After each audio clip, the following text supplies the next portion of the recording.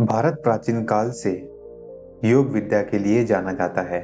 मनुष्य गायब हो सकता है, दूसरे के विचार पढ़ सकता है, अंतरिक्ष में घूम सकता है, दूसरे लोगों के साथ बात कर सकता है, इस प्रकृति का रहस्य जान सकता है और अपने पुराने जन्मों के बारे में जान सकता है। अनेक प्रकार की अद्भुत शक्तियां हमारे ऋषि मुनियों के पास थी और आज भी कई योगियों के पास है, परंतु इसका प्रचार और दिखावा योगी नहीं करते। इसका बहुत महत्वपूर्ण कारण है, मैं आपको वीडियो के अंत में बताऊंगा। कहते हैं ध्यान से परम ज्ञान प्राप्त होता है, परंतु उसी सफर में कुछ अद्भुत शक्तियां मनुष्य के अंदर आ जाती हैं। जी हाँ, अद्भुत शब्द, क्योंकि ये सामान्य मनुष्य नहीं कर सकता और ये सारी बातें सच है, क्योंकि योग के परम गुरु पतंजलि ने अपनी किताब पतंजलि योग सूत्र में यही कहा है। ये सिद्धियां हैं जो सभी समाधि के बाद योगी में आ जाती है। जब उसकी धारणा, ध्यान, समाधि की स्थिति दृढ़ हो जाती है, फिर वह जो कुछ जानना चाहे वह इन तीनों के द्वारा जान सकता है, क्योंकि इस स्थिति में पहुंचकर वह प्रकृति तथा उसके रहस्य को स्पष्ट रूप से जान लेता है। चलिए, तो मैं आज आपको 5 अद्भुत शक्तियों के बारे में बताऊंगा। पहला, पतंजलि योग सूत्र के विभूतिपाद के सूत्र संख्या 38 में बताया गया है कि कर्म के बंधनों के रुकने से और चित्त की गतिविधि का भलीभांति ज्ञात होने से चित्त का दूसरे के शरीर में प्रवेश संभव है। जी हाँ मित्रों, योगी दूसरे के शरीर में प्रवेश कर सकता है। योगी को चित्त की गति का ज्ञात हो जाता है, जिससे वह एक शरीर से दूसरे शरीर में किस प्रकार तथा किस मार्ग से प्रवेश करे वह समझ जाता है।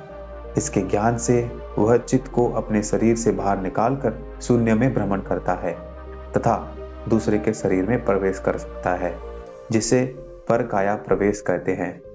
ऐसा प्रवेश मृत शरीर में संभव है, जिसकी मृत्यु को अधिक समय नहीं हुआ हो, अन्यथा वह शरीर विकृत हो जाता है। शंकराचार्य ने राजा सुद्धवन के शरीर में प्रवेश किया था, किंतु योगियों के अनेक उदाहरण मिलते हैं। जब किसी शरीर से चित्त को निकाला जाता है तो उस शरीर की रक्षा करना आवश्यक है, जिससे वह विकृत न हो। यदि कोई योगी सदा के लिए दूसरे के शरीर को ग्रहण करना चाहे तो वह इस विधि से कर सकता है। इस प्रकार योगी हजारों वर्षों तक जीवित रह सकते हैं। परकाया प्रवेश की विधि हठ योग में भी दर्शाई गई है। दूसरा, पतंजलि योग सूत्र के विभूतिपाद के सूत्र संख्या 17 में बताया गया है कि शब्द, अर्थ और ज्ञान तीनों का परस्पर जुड़ाव होने से एक दूसरे में मिश्रण हो जाता है। उसके विभाजन में संयम करने से संपूर्ण प्राणियों की वाणी का ज्ञान हो जाता है। यदि कोई योगी सभी प्राणियों की बोली जानना चाहे तो वो उसके बोले शब्द, उसका अर्थ तथा उसका ज्ञान तीनों में अलग अलग संयम करके जान सकता है। सामान्यतः शब्द, अर्थ और उसका ज्ञान एक दूसरे में भ्रम हो जाने से उसका मिश्रण हो जाता है, जिससे हम एक भाषा द्वारा अभिव्यक्त किए गए शब्दों का ही अर्थ एवं ज्ञान कर सकते हैं जो हमने सीखा है, किंतु यह सब बाहरी है। यदि हम भीतर की ओर प्रवेश करें तो पहले ज्ञान है, फिर उसके बाद विचार उत्पन्न होते हैं तथा बाद में इन विचारों की अभिव्यक्ति बाहरी शब्दों अथवा संकेतों द्वारा होती है। यह अभिव्यक्ति चेहरे के भाव, विभिन्न संकेत, विभिन्न ध्वनियां आदि किसी से भी हो सकती है। मनुष्य के पास भाषा है जिससे वह अभिव्यक्त कर सकता है। पशु पक्षियों के पास कुछ ध्वनियां हैं तथा संकेत है जिससे वे अपने विचारों और भावनाओं की अभिव्यक्ति करते हैं। योगी संयम द्वारा उस प्राणी के भीतर जो ज्ञान है उसे पकड़ता है कि वह क्या कहना चाहता है, फिर उसके द्वारा जिन संकेतों, भावों तथा शब्दों का उच्चारण होता है उसे पकड़ता है। इससे तीनों का संबंध हो जाता है कि किस प्रकार के ज्ञान की अभिव्यक्ति करने के लिए किन शब्दों का तथा ध्वनियों का प्रयोग किया। फिर उसके द्वारा जिन संकेतों, भावों तथा शब्दों का उच्चारण होता है उसे पकड़ता है। इससे तीनों का संबंध हो जाता है कि किस प्रकार के ज्ञान की अभिव्यक्ति करने के लिए किन शब्दों तथा ध्वनियों का प्रयोग किया। इस विधि में वह समस्त प्राणियों की बोली का ज्ञान प्राप्त करता है। इन तीनों में अलग अलग संयम करने से ज्ञान प्राप्त होता है। संयम द्वारा वह पहले उसके मन के भावों को जान लेता है, शब्द और ध्वनि का ज्ञान बाद में होता है। हम शब्द पहले पकड़ते हैं, फिर उसके आशय को समझते हैं। शब्द और ज्ञान के बीच काफी दूरी होती है, इसीलिए सही तथ्य न शब्दों से प्रकट होता है, न ही समझने वाला उसके सही रूप को समझता है। इसी को ही कम्युनिकेशन गैप कहते हैं। योगी इसे सही रूप में समझ सकता है क्योंकि वह भीतर पहुंचकर जान लेता है। तीसरा, पतंजलि योग सूत्र के विभूतिपाद के सूत्र संख्या 45 में बताया गया है कि पंच महाभूतों आकाश, वायु, अग्नि, जल तथा पृथ्वी पर विजय प्राप्त कर लेने से उस पर इनका कोई प्रभाव नहीं पड़ता है, जिससे उसे 8 प्रकार की सिद्धियां प्राप्त होती है। उसे अष्ट सिद्धि भी कहते हैं। ये अष्ट सिद्धियां इस प्रकार हैं। पहली अणिमा, अपने शरीर को अत्यंत सूक्ष्म बना देना। दूसरा, लघिमा, अपने शरीर को हल्का बना लेना जिससे आकाश में उड़ने की शक्ति आती है। तीसरा, महिमा, अपने शरीर को बड़ा बना लेना। चौथा, गरिमा, अपने शरीर को अत्यंत भारी बना लेना जिससे वह किसी के उठाने न उठे।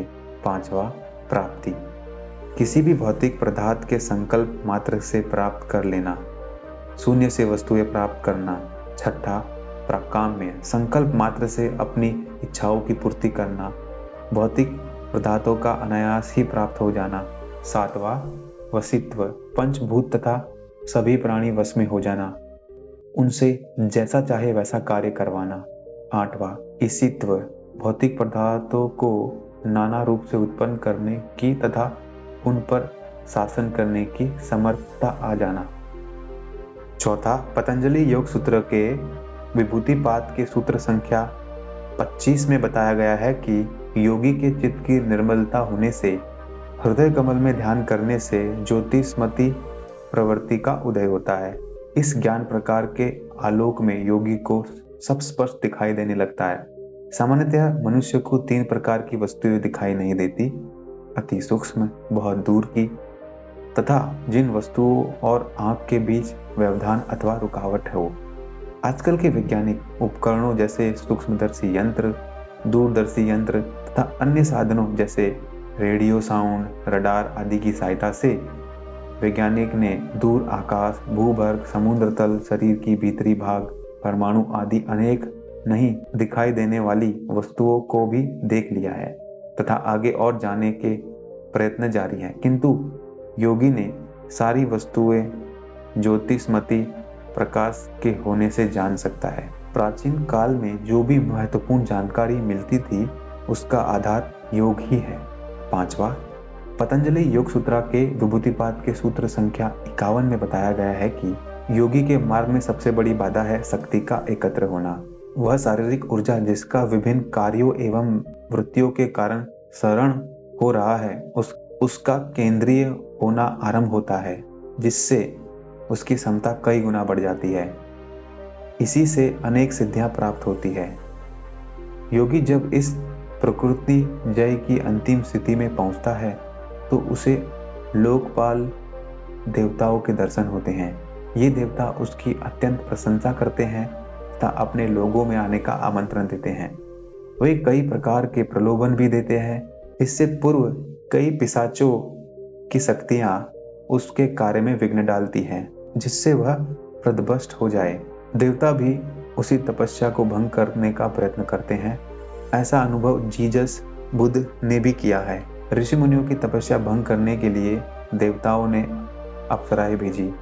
ऐसे उदाहरण भी मिलते हैं। ऐसी स्थिति में मोक्ष प्राप्ति के इच्छुक साधक को कोई प्रलोभनों में नहीं आना चाहिए तथा अपनी इन उपलब्धियों पर कोई गर्व नहीं करना चाहिए, वरना उसका सारा प्रयत्न विफल हो जाता है। देव योनि भी भोग की योनि है।